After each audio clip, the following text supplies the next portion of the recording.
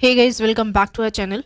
आज हम बात करने वाले हैं एक ऐसे टॉपिक पर जो ना सिर्फ तमिलनाडु के लिए बल्कि पूरे भारत की डेमोक्रेसी के लिए एक गेम चेंजर है। सुप्रीम कोर्ट ने तमिलनाडु के गवर्नर RN रवि के खिलाफ एक इतना बड़ा फैसला दिया है कि लोग कह रहे हैं अब तो उन्हें एक मिनट भी अपनी पोस्ट पर नहीं रहना चाहिए। लेकिन ये बात इतनी सिंपल नहीं है। इसके पीछे छुपा है एक बड़ा खेल, एक ऐसा खेल जिसमें अपोजिशन की स्टेट गवर्नमेंट्स को काम ना करने देने का प्लान बनाया जा रहा था और इसमें शामिल किया गया था प्रेसिडेंट ऑफिस को भी। तो क्या है ये पूरा मामला, कैसे मोदी गवर्नमेंट के एक मूव पे सुप्रीम कोर्ट ने लगाई रोक और क्यों ये फैसला इतना इंपॉर्टेंट है, चलिए शुरू से समझते हैं और ये वीडियो पूरा देखिएगा क्योंकि लास्ट में एक शॉकिंग रेवलेशन भी है। जब डेमोक्रेसी की बात करते हैं तो एक चीज़ बहुत क्लियर है, कॉन्स्टिट्यूशन ही हमारा बैकबोन है। लेकिन क्या हो जब ये कॉन्स्टिट्यूशन का ध्यान रखने वाले लोग ही उसका गलत इस्तेमाल करने लगे। ऐसा ही कुछ हुआ है तमिलनाडु में, जहां गवर्नर RN रवि और स्टेट गवर्नमेंट के बीच एक लंबा टसल चला है। ये टसल था बिल्स का अप्रूव का। ये वो बिल्स थे जो तमिलनाडु की इलेक्टेड गवर्नमेंट ने पास किए, लेकिन गवर्नर साहब ने उन्हें अप्रूव करने से बजाय या तो रोक दिया या फिर प्रेसिडेंट के पास भेज दिया। अब ये बात सुनने में शायद छोटी सी लगे, लेकिन इसका इम्पैक्ट बहुत बड़ा है। एक गवर्नर का काम होता है स्टेट गवर्नमेंट के साथ कॉपरेशन करना, ना कि उनके काम में रोडर डालना। लेकिन RN रवि ने क्या किया, उन्होंने 10 इंपॉर्टेंट बिल्स को ईयर्स तक पेंडिंग रखा।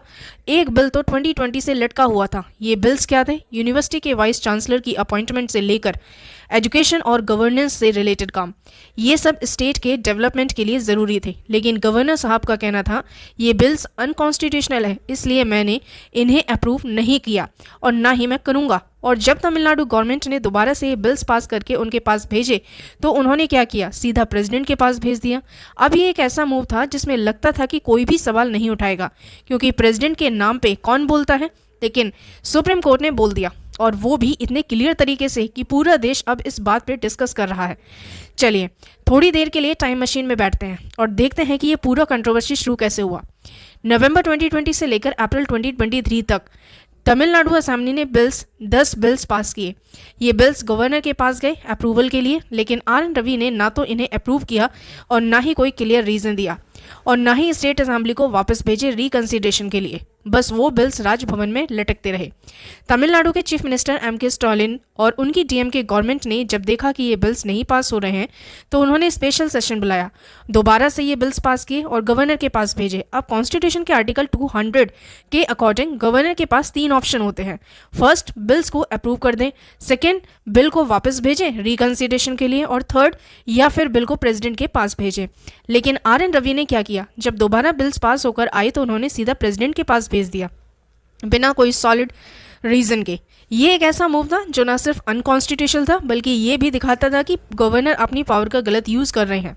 अब यहाँ से स्टोरी में ट्विस्ट आता है, क्योंकि तमिलनाडु गवर्नमेंट ने सीधा सुप्रीम कोर्ट के दरवाजे खटखटा दिए। उनका कहना था गवर्नर RN रवि एक पॉलिटिकल राइवल की तरह बिहेव कर रहे हैं, ना कि एक कॉन्स्टिट्यूशनल अथॉरिटी की तरह। और सुप्रीम कोर्ट ने 8 अप्रैल 2025 को जो फैसला दिया वो हिस्टोरिक है। चलिए स्टेप बाय स्टेप समझते हैं कि सुप्रीम कोर्ट ने क्या कहा। फर्स्ट, गवर्नमेंट का एक्शन इलीगल था।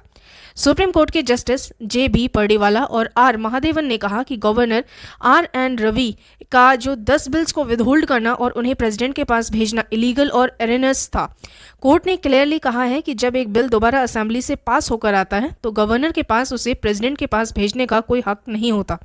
ये आर्टिकल 200 का डायरेक्ट वॉयलेशन था। सेकेंड है, टाइमलेस सेट कर दिया गया। सुप्रीम कोर्ट ने यह भी कहा है कि गवर्नर्स अब बिल्स को इनडेफिनेटली नहीं रोक सकते।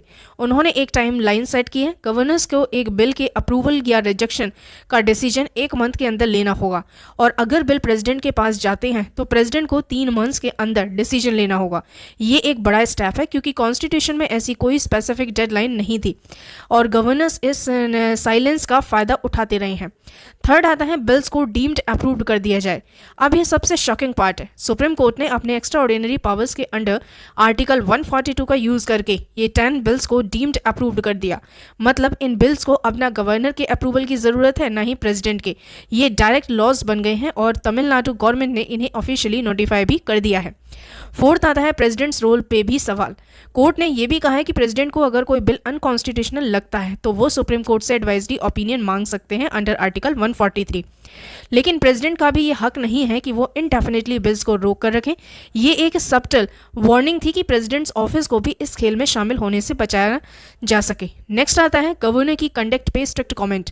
सुप्रीम कोर्ट ने आर.एन. रवि की कंडक्ट को तो बोनाफिडे नॉट बोनाफिडे कहा है, मतलब उनका इंटेंशन सही नहीं था। कोर्ट ने यह भी कहा कि गवर्नर को स्टेट गवर्नमेंट के काउंसिल ऑफ मिनिस्टर्स के एडवाइस पे एक्ट करना होता है, ना कि अपनी पर्सनल बिलीव्स या पॉलिटिकल एजेंडा के बेसिस पर। ये एक डायरेक्ट झटका था आर.एन. रवि के लिए और इनडायरेक्टली मोदी गवर्नमेंट के लिए भी, क्योंकि गवर्नर को अपॉइंट सेंट्रल गवर्नमेंट की ही करती है। अब सवाल यह है, ये फैसला इतना बड़ा क्यों है? ये सिर्फ तमिलनाडु के गवर्नर का मामला नहीं है, ये पूरे भारत के फेडरल स्ट्रक्चर और डेमोक्रेसी का सवाल है। चलिए कुछ की पॉइंट से समझते हैं। फर्स्ट आता है फेडरलिज्म की जीत।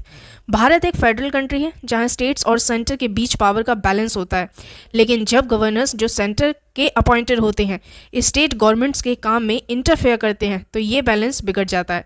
सुप्रीम कोर्ट का ये फैसला कहता है कि गवर्नर्स आप स्टेट गवर्नमेंट्स के सर्वेंट नहीं हो, लेकिन आप उनके बॉस भी नहीं हो। आपको रोल है कॉपरेशन करना, ना कि ऑब्स्ट्रक्शन क्रिएट करना। सेकेंड आता है अपोजिशन गवर्नमेंट्स को रिलीफ देना। अगर आप रिसेंट ईयर्स के पॉलिटिकल सिनेरियो को देखें तो नोटिस करेंगे कि नॉन बीजेपी रूल्ड स्टेट्स में गवर्नर्स का रोल बहुत कंट्रोवर्शियल रहा है। महाराष्ट्र में भगत सिंह कोश्यारी हो या केरला में आरिफ मोहम्मद खान या अब तमिलनाडु में आर.एन. रवि, ये सब गवर्नर्स अपोजिशन गवर्नमेंट्स के लिए प्रॉब्लम क्रिएट करते हैं। बिल्स रोकना, अप्रूवल्स डिले करना या मिनिस्टर्स की अपॉइंटमेंट में इंटरफेयर करना, ये सब एक पैटर्न दिखाता है। सुप्रीम कोर्ट का फैसला इस पैटर्न को तोड़ता है। नेक्स्ट आता है कॉन्स्टिट्यूशनल लूप होल्स को बंद करना। कॉन्स्टिट्यूशन के आर्टिकल 200 में एक लूप होल था। वहाँ कोई क्लियर टाइमलाइन नहीं थी कि गवर्नर को कितने टाइम में बिल पे डिसीजन लेना है। गवर्नर्स इस लूप होल का फायदा उठाकर बिल्स को ईयर्स तक पेंडिंग रखते थे। अब सुप्रीम कोर्ट ने ये लूप होल बंद कर दिया है और बाय सेटिंग क्लियर डेडलाइंस दी हैं। ये एक तरह से कॉन्स्टिट्यूशन को स्ट्रेंथन करता है।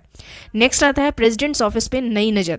ये पहली बार है जब सुप्रीम कोर्ट ने प्रेसिडेंट्स रोल को इतनी क्लोजली स्क्रूटिनाइज किया है बिल्स के कॉन्टेक्स्ट में। कोर्ट ने क्लियरली कहा कि प्रेसिडेंट को भी अपनी पावर रिस्पॉन्सिबली यूज करनी होंगी। ये एक बड़ा सिग्नल है कि कोई भी कॉन्स्टिट्यूशनल ऑफिस चाहे वो कितना ही पावरफुल क्यों ना हो लॉ के ऊपर नहीं है। अब ये बात बिल्कुल ऑब्वियस है कि मामले में पॉलिटिक्स का एंगल भी है। आर.एन. रवि को 2021 में तमिलनाडु का गवर्नर अपॉइंट किया गया था मोदी गवर्नमेंट के द्वारा, और जब से वो आए हैं उन्होंने डीएमके गवर्नमेंट के साथ एक कोल्ड वॉर छेड़ रखी है। चलिए कुछ एग्जांपल्स देखते हैं। पहला ये कि बिल्स रोकना, जैसे मैंने आपको बताया कि उन्होंने 10 बिल्स को ईयर्स तक पेंडिंग रखा। ये बिल्स एजुकेशन, गवर्नेंस और डेवलपमेंट से रिलेटेड थे जो डीएमके के एजेंडा के लिए इंपॉर्टेंट थी। सेकेंड है असेंबली में वॉकआउट्स। आर.एन. रवि ने तमिलनाडु असेंबली के सेशंस में कई बार वॉकआउट किया, इंक्लूडिंग कई बार जब उन्होंने गवर्नर्स एड्रेस के कुछ पार्ट्स पढ़ने से मना कर दिया क्योंकि उसमें डीएमके के द्रविडियन मॉडल का जिक्र था। नेक्स्ट आता है मिनिस्टर्स के अपॉइंटमेंट में इंटरफेरेंस देना। उन्होंने मिनिस्टर सांथिली बालाजी को डिसमिस करने की कोशिश की और के पॉनमुडी को कैबिनेट में वापस लेने में हेजिटेट किया। ये सब एक्शंस दिखाते हैं कि आर.एन. रवि न सिर्फ गवर्नर के रोल में थे बल्कि एक तरह से बीजेपी के एजेंट के रूप में काम कर रहे थे तमिलनाडु में। और ये कोई नई बात नहीं है। बीजेपी रूल्ड सेंट्रल गवर्नमेंट के टाइम में गवर्नर्स का यूज़ अपोजिशन स्टेट्स को कंट्रोल करने के लिए किया जाता रहा है, लेकिन सुप्रीम कोर्ट ने इस स्ट्रैटेजी पे पानी फेर दिया। और ये बात सिर्फ आर.एन. रवि तक सीमित नहीं है, ये फैसला मोदी गवर्नमेंट के लिए भी एक वार्निंग है। जब कोर्ट कहता है कि गवर्नर का एक्शन नॉट बोनाफिडे है तो ये डायरेक्टली सेंट्रल गवर्नमेंट के इंटेंशन पे भी सवाल उठाता है, क्योंकि गवर्नर को अपॉइंट और गाइड तो सेंटर ही करता है। अब बात आती है उस बड़े सवाल पे, क्या आर.एन. रवि को रिज़ाइन कर देना चाहिए या फिर मोदी गवर्नमेंट को उन्हें डिसमिस कर देना चाहिए। चलिए दोनों साइड से देखते हैं। सुप्रीम कोर्ट की फटकार ने बताया है यहाँ पे कि उन्हें क्यों रिज़ाइन करना चाहिए। कोर्ट ने उनके एक्शंस को इलीगल और नॉट बोनाफिडे कहा है। ये एक बहुत बड़ा सेंसर है। इतिहास में देखें तो जब सुप्रीम कोर्ट ने बिहार के गवर्नर बूटा सिंह के खिलाफ स्ट्रिक्ट कमेंट्स किए थे 2005 में, तो उन्होंने रिज़ाइन कर दिया था। आर.एन. रवि के लिए भी एक मॉरल रिस्पॉन्सिबिलिटी है। सेकेंड आता है पब्लिक ट्रस्ट का सवाल। एक गवर्नर से एक्सपेक्ट किया जाता है कि वो न्यूट्रल रहे, लेकिन आर.एन. रवि के एक्शंस ने उनकी इम्पार्शियलिटी पर सवाल खड़े कर दिए हैं। अगर वो पेड़ पे बने रहे, यहाँ पर पद पे बने रहे तो पब्लिक ट्रस्ट और कम हो जाएगा। नेक्स्ट आता है तमिलनाडु की पॉलिटिक्स। तमिलनाडु में डीएमके और बीजेपी के बीच ऑलरेडी टेंशंस हैं। आर.एन. रवि के रहने से ये टेंशंस और बढ़ेंगी और जो स्टेट के डेवलपमेंट के लिए अच्छी नहीं है। अब उन्हें रिज़ाइन क्यों नहीं करना चाहिए, ये भी दो पॉइंट्स देखते हैं। पहला ये कि सेंट्रल गवर्नमेंट का उन्हें सपोर्ट है। आर.एन. रवि को मोदी गवर्नमेंट का फुल बैकिंग है। जब तक सेंटर उन्हें डिसमिस नहीं करता वो शायद रिजाइन ना करें, क्योंकि उनका लॉयल्टी स्टेट से ज़्यादा सेंटर के साथ है। नेक्स्ट आता है पॉलिटिकल स्ट्रेटेजी। बीजेपी तमिलनाडु में अपना इन्फ्लुएंस बढ़ाना चाहती है और RN रवि उनके लिए एक पावरफुल टूल है। उन्हें हटाने का मतलब होगा बीजेपी का एक स्ट्रेटेजिक मूव कमजोर होना। लेकिन ये बात क्लियर है कि सुप्रीम कोर्ट ने फैसला RN रवि के लिए एक बड़ा झटका है। सोशल मीडिया पे लोग उनके रेजिग्नेशन की डिमांड कर रहे हैं और तमिलनाडु के पॉलिटिकल सर्कल्स में भी ये डिस्कशंस गर्म है। अब जरा सोचिए, ये सिर्फ RN रवि या तमिलनाडु के मामला नहीं है, ये एक बड़ा पैटर्न का हिस्सा है। मोदी गवर्नमेंट के लास्ट 10 ईयर्स के रुके रूल में कॉन्स्टिट्यूशन का मिसयूज के कई केसेस सामने आए हैं। चलिए कुछ एग्जांपल्स देखते हैं। जैसे आर्टिकल 356 का गलत इस्तेमाल किया गया, प्रेसिडेंट रूल को अपोजिशन रूल्ड स्टेट्स में इम्पोज करने की कोशिश की गई, जैसे महाराष्ट्र में 2019 में जब शिवसेना NCP कांग्रेस अलायंस बन रही थी। नेक्स्ट है गवर्नर्स का ओवररीच। तमिलनाडु के अलावा महाराष्ट्र, केरल, पंजाब और वेस्ट बंगाल में भी गवर्नर्स ने स्टेट गवर्नमेंट्स के साथ कॉन्फ्लिक्ट क्रिएट किए हैं।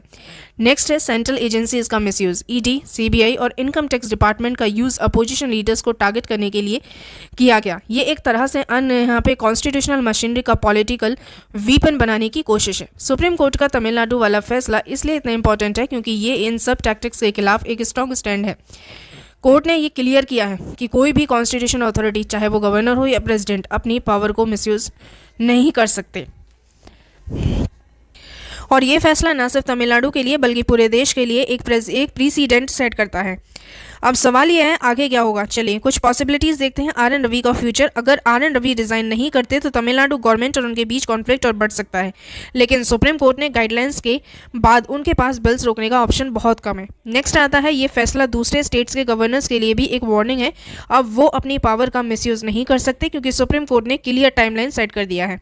नेक्स्ट है सेंटर को अपनी गवर्नर स्टेट पर रीथिंक करना पड़ेगा, क्योंकि अगर वो अपोजिशन स्टेट्स में इंटरफेरेंस जारी रखते हैं तो सुप्रीम कोर्ट के और स्ट्रिक्ट ऑर्डर्स हो सकते हैं।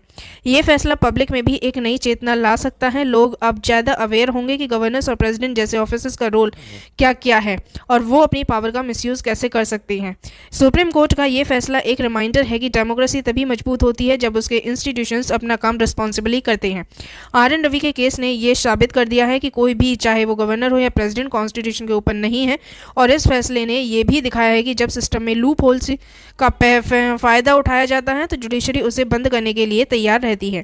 अगर आपको ये वीडियो पसंद आया हो तो इसे लाइक बटन दबाइए, चैनल को सब्सक्राइब कीजिए, बेल आइकन प्रेस कीजिए ताकि आपको नई वीडियो का नोटिफिकेशन मिल सके। और हाँ, इस वीडियो को अपने दोस्तों के साथ शेयर जरूर कीजिए क्योंकि ये इन्फॉर्मेशन हर एक इंडियन तक पहुंचनी चाहिए। मिलते हैं नेक्स्ट वीडियो में, तब तक के लिए stay informed, stay curious. Thank you.